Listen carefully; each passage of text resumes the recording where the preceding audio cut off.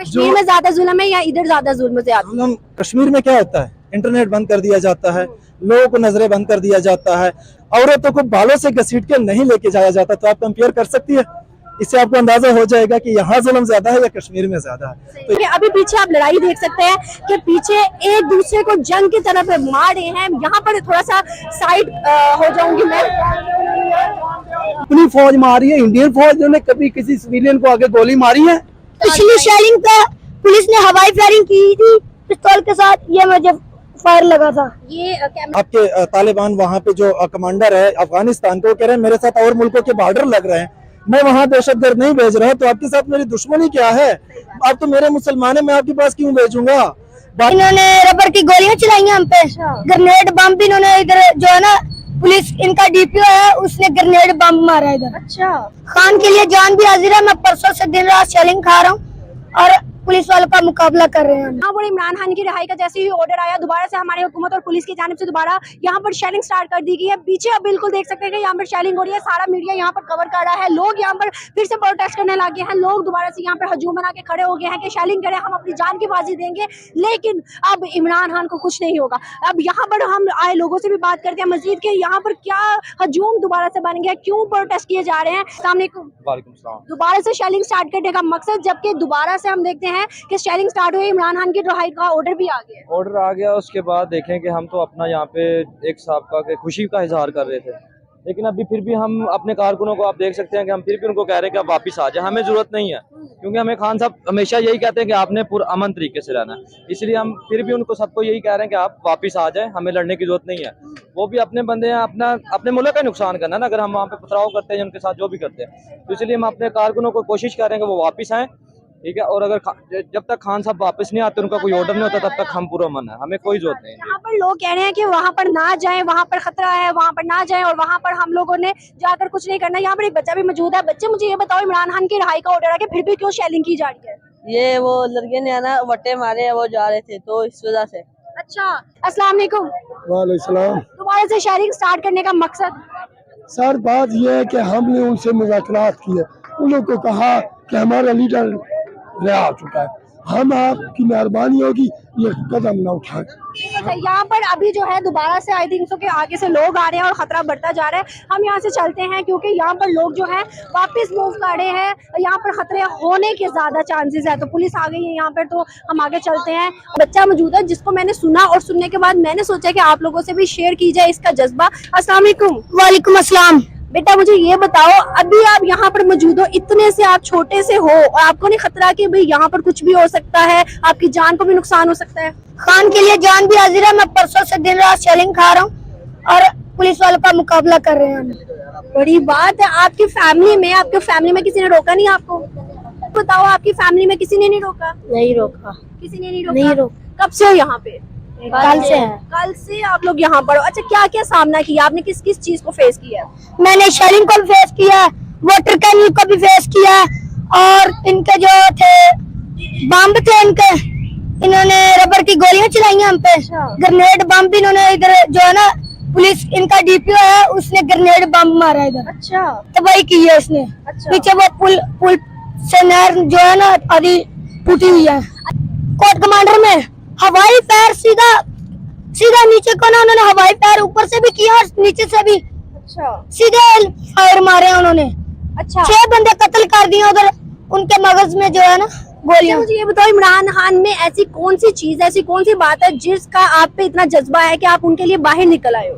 बस वो गरीबों का, बच्चों का मुस्तकबिल चाहते हैं, और गरीबों के बच्चे जो उनका मुस्तकबिल चाहते हैं कि वो 2 वक्त की रोटी खा सके। बिल्कुल सही। सर, आप थोड़ा सा इधर आइएगा। बेटा, थोड़ा सा साइड होना। आपने इस बच्चे का जज्बा देखा, बल्कि इन सब बच्चों का जज्बा देखा। मुझे नहीं लगता कि ये उम्र से इधर ही हूँ, 5 माह से इधर है। माशाल्लाह। देखिए, अस्सलाम वालेकुम रहमतुल्लाहि व बरकातहू। मैं एक बात बता देना चाहता हूँ, अल्लाह सुब्हाना ताला ने ये कौम को जिंदा कर दिया है। पहले हम मुर्दा कौम थे, अब इन बच्चों से कौन कोई बंदा जी सकता है? मेरा ख्याल नहीं है कि दुनिया की कोई ताकत इस पार्टी को शिकस्त दे सकती है, जिसमें ये नौजवान बच्चे जो ना गोली का डर, ना शेलिंग का डर। मैं बुज़दिल लोगों से कहता हूँ जो घरों में बैठे हैं, शर्म करें और इन बच्चों की शक्लें देखें और इंशाल्लाह एक दिन हम एक अजीम कौम बनेंगे। अब पता ये बच्चों की शक्लें देख के मैं बता सकता हूँ कि इंशाल्लाह हमें अजीम कौम बनने में अब ज्यादा वक्त नहीं लगेगा इंशाल्लाह। क्या कह रहे हो आप? ये पिछली शेलिंग पे पुलिस ने हवाई फायरिंग की थी पिस्तौल के साथ, ये मुझे फायर लगा था। ये कैमरामैन थोड़ा सा नीचे करके दिखाएगा कि इस बच्चे को हवाई फायर लगा है और जिसपे बेटा मुझे ये बताओ कि कहाँ पर थे मौजूद जहाँ पर ये लगा आपको? मैं उधर ये लपट्टी में कॉल आई थी, हम उधर तबाही करके निकले, उधर फोर्स आई है, उन्होंने उधर से हवाई फायरिंग की है जो मुझे पिस्तौल के साथ इधर फायर लगा था। अच्छा। अभी उन्होंने मेरी कल टांगों पे पत्थर वगैरह, उन्हें पुलिस वालों ने शेल वगैरह डंडे वगैरह मारे हैं, मुझे पकड़ लिया था लेकिन फिर भी मैं उनमें से निकल आया हूँ। बहुत बहुत बड़ा जज्बा है इस बच्चे के अंदर, मैं इसका जज्बा देख के खुद हैरान हो गई हूँ। सर आप मुझे बताइएगा, कल जो शेलिंग हुई थी वहां पर तो लोग बता रहे थे कि उसके ऊपर यूएसए लिखा हुआ है। सर हमारी शेलिंग पे अगर वो बम जो छोटे छोटे थे शेलिंग के उसके ऊपर अगर यूएसए मेड है तो सर फिर ये सारा प्रोपोगंडा शुरू से रचाया जा रहा था कि ये अचानक यकदम हुआ है? नहीं, ये प्रोपेगेंडा एक्चुअली बहुत देर से है, क्योंकि इमरान खान एक not Pakistani only leader, he's the world leader. He like a whole world, if you go to the whole world. यहाँ पर एक क्वेश्चन है मेरा, आपने कहा है कि इमरान खान, अगर अभी हम बात करें इस टाइम की मौजूदा जो हालात बने हुए हैं सर, इस टाइम जान का इतना ज्यादा खतरा है कि लोग घरों से बाहर नहीं निकल रहे। अभी यहाँ के भी लोगों की बात करें तो मोस्टली यहाँ से लोग भी जा चुके हुए हैं, इन घरों के अंदर से भी जो मतलब आसपास के घर है। सर आप मुझे बताइएगा, हम देखते थे कि हमारे हुक्मरान हमें शुरू से बताते थे कि यहूदी हमारा कभी दोस्त नहीं हो सकता, हिंदू कभी हमारा दोस्त नहीं हो सकता, ये हमारे ना चाहते हुए भी दुश्मन है, पीठ पीछे भी वार करते हैं, सामने ना भी करें। सर आज मुसलमान का दुश्मन नहीं नजर आ रहा, आज हमारी फोर्सेस हमारे ऊपर क्या कर रही है, ये दुश्मनी है, ये एक हमारा इस्लाम ये चीज तो नहीं कहता कि आप इस तरह से ये शेलिंग करो, आप इस तरह से छोटे छोटे बच्चों की जानें लो। ये मैं बताता हूँ कि ऑनेस्टली हमें किसी दुनिया की फोर्स का खतरा नहीं है। अगर हमें खतरा है तो अपनी इस्टेब्लिशमेंट, जिसको हम मिलिट्री कहते हैं, मिलिट्री तो खैर हमारी जान है, मगर उनके जो 20-25 जर्नैल हैं, अल्लाह सुब्हाना ताला उनको हदायत दे, ये जो कुछ 75 ईयर में किया है और हम सब ज़लीलो ख्वार हो रहे हैं इस मुल्क में, ये जनरल की वजह से है। हमारे मुल्क में 2 मुल्क हैं, एक फौजिस्तान है, एक पाकिस्तान है। हमारे यहाँ पे अगर हम देखें तो इंडिया एक बहुत बड़ा मसला है पाकिस्तान के लिए, क्योंकि हमारे यहाँ पर अगर हम देखें तो कश्मीर के बॉर्डर पे भी बहुत ज्यादा फोर्सेस है, हमारे खुद के बॉर्डर पे भी बहुत ज्यादा फोर्सेस है, इंडिया के बॉर्डर पे भी बहुत ज्यादा फोर्सेस है। सिर्फ क्या है कि एक दूसरे को जंग का खतरा है। सर अगर हम बात करें कि आपको लगता है कि इस टाइम ये वाली जंग ज्यादा मुश्किल है इंडिया से जंग लड़ने के? ये बहुत ज्यादा मुश्किल है जी। क्यों? ये वाकई जो खान साहब कहते हैं ना कि कायदे आज़म ने ये मुल्क हमें दिया, आज़ाद करवाया, अब हमने गुलामी से आज़ाद करवाना है। यकीन करें कि इंडिया से हमें कम खतरा है, वो हमारे सिविलियन को नहीं मारते, जो हमारी अपनी फौज है, जो हमारे अपने भाई हैं, वो हमें ही गोलियां मार रहे हैं। अंदाजा करें कि फिर हम कहने पे मजबूर हैं, ये हमारी मजबूरी है कि भाई हमारे अपनी फौज मारी है। इंडियन फौज ने कभी किसी सिविलियन को आगे गोली मारी है? नहीं मारी। भाई अगर मेरा फौजी मुझे गोली मारेगा, अब मेरे से आप क्या एक्सपेक्ट करते हैं? अब मैं क्या कहूँ? मैं ये नहीं कहूँगा कि हमें उनकी फौज से खतरा नहीं, हमें अपनी फौज से खतरा है। फिर हमारी फौज को ये चाहिए, कौन सा बिजनेस है, कौन सी दुनिया की ताकत मुझे बता दें जिसमें फौज के इतने बिजनेस हो। DHA फौज का, बैंक फौज के, ट्रांसपोर्टेशन फौज की, सीमेंट फैक्ट्री। या खुदा के लिए हम कैसे जंगे लड़ेंगे? जाएं आप बॉर्डरों पे जाके प्रैक्टिस करें, great people, great fighter, everything good, मगर डायरेक्शन गलत है जी। हम अपनी फौज की बात करें, नो डाउट हमारी फौज बहुत बड़ा जज्बा रखती है। आज भी अगर हम यूएसए की बात करें तो यूएसए को जब जरूरत होती है तो हमारी फौज सबसे आगे जाती है, मतलब कि यूएसए हमारी फौज को प्रेफरेंस देते हैं और हमारी फौज को बुलाते हैं। सर आज अगर हम देखें तो इंटरनेशनल बेस बहुत ज्यादा गंदा इमेज बन गया, ना सिर्फ फौज का, ना सिर्फ पाकिस्तान का, एक पाकिस्तानी का स्टेटमेंट्स आ रही है। यकीन करें कि कोई बंदा, इवन अमेरिका हो, कनाडा हो, इंग्लैंड, उधर रहना नहीं चाहता। अपना मुल्क होता है। अब अंदाजा करें कि मिलियंस ऑफ पाकिस्तानी वो इंग्लैंड, कनाडा में रहते हैं, मजबूर हैं। 40-40 साल से लोग वहां रहते हैं, हम उनसे मिलते हैं, वो कहते हैं यार काश ये मुल्क ठीक हो जाए, वापस आ जाए, पैसों की कमी नहीं है। अंदाजा करें, एक बंदा अपन पार जाके अमेरिका में छोड़ दो, 5 साल बाद वो बिजनेसमैन होगा। ये काबिलियत है, गोरे उसके पास काम करते, मैंने अपनी आंखों से देखा है, और बंदे को इंग्लिश बोलनी नहीं आती। अब ये हम देखते हैं कि हम लोग यहाँ पर हमारे हुक्मरान ये कहते हैं कि इंडिया के अंदर जो कश्मीर है उसके ऊपर बहुत जुल्म ज़्यादती है। हम देखते हैं कि बहुत जुल्म ज़्यादतियाँ इंडिया के पास जो कश्मीर है उन लोगों के ऊपर। सर, वो ज्यादती बदतर है या जो अभी ज्यादती हो रही है वो बदतर है? कश्मीर को भूल जाए, इतना जुल्म तो मेरा ख्याल है कश्मीर में भी नहीं होता होगा। मैं आपको ये बात है, मुझे पता नहीं है उधर क्या होता है, मेरी सोच है कि मेरा ख्याल नहीं है कि इतना जुल्म, जितना जुल्म इधर होता है उधर होता होगा। ना इज्जत महफूज, ना बहन महफूज, ना बेटी महफूज, ना माँ महफूज, ना कारोबार महफूज, और ना मैं महफूज। अब बोले तो हमारी कोई चीज महफूज ही नहीं है, तो ये इंडिया से वर्ष तो हम यहाँ खड़े हुए हैं। सही बात है, सही बात तो है। हमें अल्लाह ताला से दुआ है कि अल्लाह सुब्हाना ताला करे कि हमें ये आज़ादी मिल जाए। खान साहब को अल्लाह सुब्हाना ताला लंबी जिंदगी दे, इंशाल्लाह ये मरने तक हम ये आज़ादी लेके रहेंगे। इंशाल्लाह मरने को तरजीह देंगे, पीछे नहीं हटेंगे इंशाल्लाह। तो व्यूअर्स, आप लोगों ने यहाँ पर आए लोगों का जज्बा देखा है, इस बच्चे का स्पेशली जज्बा देखा है। अभी आगे और मजीद बढ़ेंगे और लोगों से बात करेंगे। आप बात करना चाहेंगे? अस्सलाम वालेकुम। वालेकुम सलाम। आप यहाँ पर मौजूद है, शैलिंग का मुकाबला करने के लिए मौजूद हैं या फिर किसी और वजह से आए हैं? जी जी, कल से इधर शेलिंग हो रही है, रात 12 बजे तक शेलिंग होती रही। इधर छोटे छोटे बच्चे थे जो से लोग लेके आए हुए थे, वो बेहोश हो गए, जख्मी हो गए। उनका क्या कसूर था? इन्होंने बहुत ज्यादती की है। अभी पीछे आप लड़ाई देख सकते हैं कि पीछे एक दूसरे को जंग की तरफ मार रहे हैं। यहाँ पर थोड़ा सा साइड हो जाऊंगी मैं। यहाँ पर अगर हम देखें तो हम कहते हैं कि इंडिया हमारा दुश्मन है, हम कहते हैं इजराइल हमारा दुश्मन है, हम कहते हैं कि तरह तरह की ताकतें हमारे दुश्मन है, लेकिन क्या वजूहात है जो कि वो वाली जंग से ज्यादा इस टाइम यहाँ पाकिस्तान में जंग लगी हुई है। तो आगे बढ़ते हुए लोगों की जानिब उनसे बात करते हैं कि उनकी क्या राय है। अस्सलाम वालेकुम। वालेकुम सलाम। यहाँ पे क्या हो रहा है, ये क्यों इतनी जंग का माहौल बनाया हुआ है? हम इमरान खान के लिए खड़े हुए हैं यहाँ पे, और 3 दिन से खड़े हुए हैं। इसमें कोई इश्यू नहीं है। हमने कोई क्रिएट नहीं किया इशू। जो भी पुरअमन से ही एक बात करना चाहूंगी, हम लोग को कहते हैं कि बाहर की ताकतें हमारी दुश्मन है। इस टाइम पाकिस्तान के अंदर मुसलमान का दुश्मन बना हुआ है। हमारे मैं नाम नहीं लूंगी, लेकिन जो अदारे हैं वो अभी आम पब्लिक के ऊपर, सिविल्स के ऊपर कितने ज्यादा तशद्दुद कर रहे हैं, शेलिंग हो रही है। फिर उसके अलावा पब्लिक की जानिब से भी बहुत ज्यादा प्रोटेस्ट किए जा रहे हैं और काफी चीजों का हम रद्द-ए-अमल देख रहे हैं। क्या समझते हैं कि मुसलमान का दुश्मन है पाकिस्तान के अंदर, सिर्फ ना किसी बाहर की यहूदी, हिंदू या किसी और ताकत के बजाय? मुसलमान का दुश्मन इसलिए बना हुआ है कि पाकिस्तान आर्मी को पहली दफा कोई टक्कर के लोग मिले।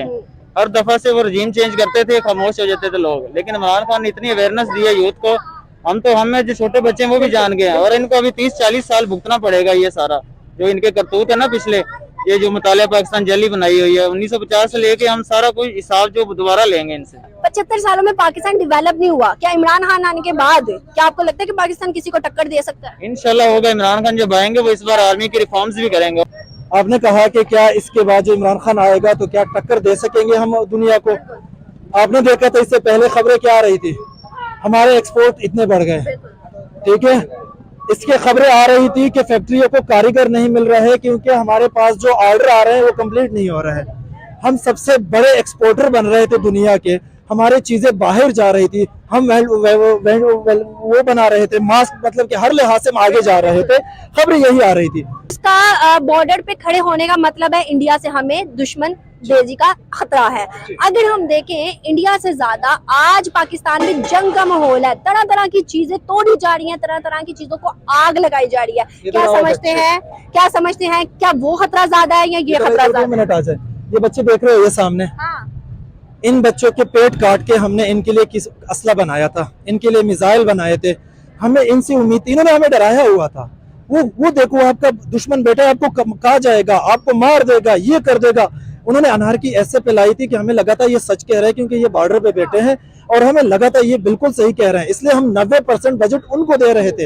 हम अपना पेट काट रहे थे, हम अपना जो है घास खा रहे थे, घास खाने पे मजबूर थे। लेकिन हम सोचा था कि नहीं, ये हमारे भाई बॉर्डर पे खड़े हैं, ये हमारे लिए खड़े हैं ताकि ये इनके लिए हम असला बना सके, इनके लिए जहाज बना सके। लेकिन उन्होंने उस पर तवज्जो नहीं दी, इन्होंने हमें सिर्फ डराया था, इन्होंने कुछ भी नहीं किया था, सिर्फ हमें डरा के बेवकूफ बना के रखा था। क्या करते थे? प्रॉपर्टी का कारोबार करते रहे, ये अपने फैक्ट्रियां बनाते रहे, ये जमीनों पे कब्जे करते रहे, ये सियासतदानों के साथ मिलकर बेल्जियम में जजीरे बनाते रहे, ये ऑस्ट्रेलिया में जजीरे बनाते रहे। तो जनाब हमें जब पता चला है, हमारी जब आंखें खुली है, जब हमारे ऐनक हमने लगा दी और हमें इनके करतूत पता चले, उसके बाद हमारा जो भरोसा है वो अब हम समझते हैं कि हमें ज्यादा जो है खतरा हमें खुद से है, हमारे अंदर पाकिस्तान के अंदर खतरात हैं, ना कि सिर्फ इंडिया से, इजराइल से या किसी और यूएसए पार्टी से।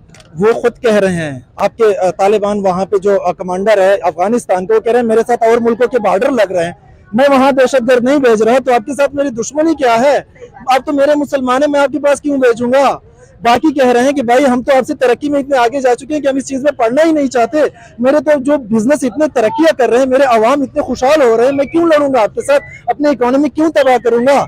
तो भाई इन्होंने हमें डराया था ताकि अपने नस्लों का ये बना सके, नस्लों के लिए खजाने बनाते रहे, हमारे लिए तराने बनाते रहे। बांग्लादेश हमसे अलग हुआ, आज मैं समझती हूँ कि बांग्लादेश क्या सोचता होगा पाकिस्तान के इस हालात को देख के। हमें जिस तरह कहा गया था और जिस तरह हम पहले अफसोस करते थे कि काश हमारे साथ बांग्लादेश होता तो हम ऐसे होते, हमारा ये हो जाता, हम कश्मीर के लिए लड़ते रहे, हम कश्मीर के लिए खड़े होते रहे, लेकिन आज हम कह रहे हैं कि ये लोग खुशकिस्मत है। क्या कश्मीर में ज्यादा जुल्म है या इधर ज्यादा जुल्म ज्यादा? हम कश्मीर में क्या होता है, इंटरनेट बंद कर दिया जाता है, लोगों को नजरें बंद कर दिया जाता है, लेकिन यह है कि वहाँ पुरअमन लोगों पे गोलियां नहीं चलाई जाती, वहाँ पुरअमन लोगों पे मारा नहीं जाता, औरतों को बालों से घसीट के नहीं लेके जाया जाता। तो आप कंपेयर कर सकती है, इससे आपको अंदाजा हो जाएगा कि यहाँ जुल्म ज्यादा है या कश्मीर में ज्यादा है।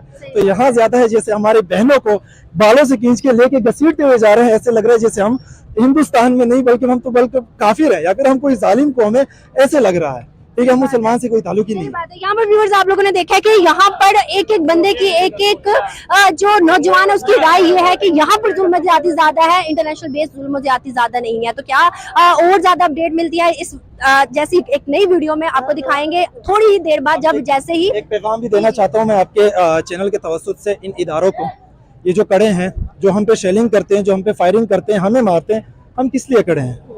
इसलिए करे हैं कि हमें इंसाफ, मुझे वो इंसाफ मिले जो जाति उम्रा के लोगों को मिलता है, मुझे भी वो इंसाफ मिले उतने ही टाइम में, उतने ही वक्त में जो GHQ में बैठे लोगों को मिल जाता है, मुझे भी वो इंसाफ मिले जो जाति उम्रा या बिलावल हाउस में बैठे लोगों को मिल जाता है। आपने देखा होगा शाहरुख जतोई और शाहजेब खानजादा, इनका केस आपने देखा होगा। हाजिर सर्विस DSP का बेटा था शाहजेब खानजादा, उसको अपनी बहनों के सामने गोलियां मारी गई और वो हाजिर सर्विस DSP था पुलिस का, लेकिन अपने बेटे को इंसाफ न दिलवा सका। हम इसलिए खड़े हैं कि कल हमारे साथ ऐसा होता है, मेरी बहन के साथ ऐसा होता है, मेरे भाई के साथ ऐसा होता है, तो कम से कम मुझे इदारों पे इतना यकीन हो कि ये मुझे इंसाफ दिला सके। हम आप लोगों के लिए ही लड़ रहे हैं। कल आपकी वर्दी उतर जाएगी, फिर आपके औकात मेरे जैसे होंगे, फिर आप अदालतों में जलील होंगे, आपके घर वाले जलील होंगे, लेकिन आपको इंसाफ नहीं मिलेगा। तो इदारों को मैं ये पैगाम देना चाहता हूँ, होश के नाखून ले लो, हम आप लोग के लिए लड़ रहे हैं, हम अपने आने वाली नस्लों के लिए लड़ रहे हैं। आपकी जितनी तनख्वाह है, इस तनख्वाह में GHQ में बैठे